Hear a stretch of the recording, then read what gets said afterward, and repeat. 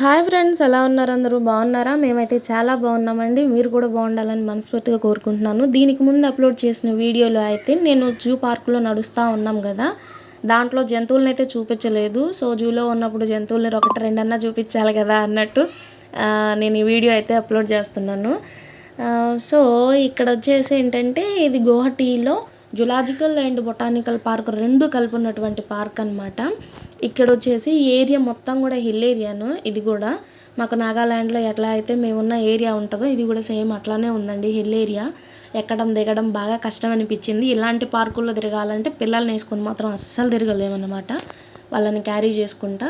So మాకైతే చాలా కష్టంగా అనిపించింది. కొంచెం ప్లేస్ వరకే పిల్లలకి అట్లా కనబడాయి, చూపించుకొని వచ్చేసాము.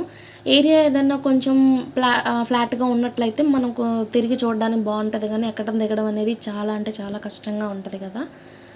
సో ఇది వచ్చేసి గౌహటిలోనే ఉంది. ఇది ప్లేస్ చూసుకున్న తర్వాత గౌహటిలోనే మేము రూమ్ తీసుకున్నాం అనమాట. ఆర్మీ వాళ్ళకి ఇట్లా ఇస్తుంటారు కదా, డిఫెన్స్ వాళ్ళకి సైనిక్ ఆరాంఘర్ అని ఈ ఏరియాలో ఉంది గౌహటిలో.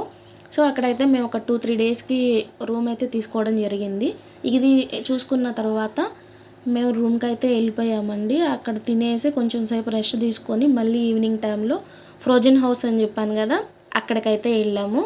సో వీటి తర్వాత ఆ క్లిప్స్ కూడా నేను యాడ్ చేస్తాను చూడండి. మన ఛానల్ ఎవరైతే సబ్స్క్రైబ్ చేయలేదో దయచేసి సబ్స్క్రైబ్ చేయని వాళ్ళందరూ కూడా సబ్స్క్రైబ్ చేసుకోండి, లైక్ చేయండి, వీలైతే షేర్ చేయండి ఫ్రెండ్స్, ఓకేనా.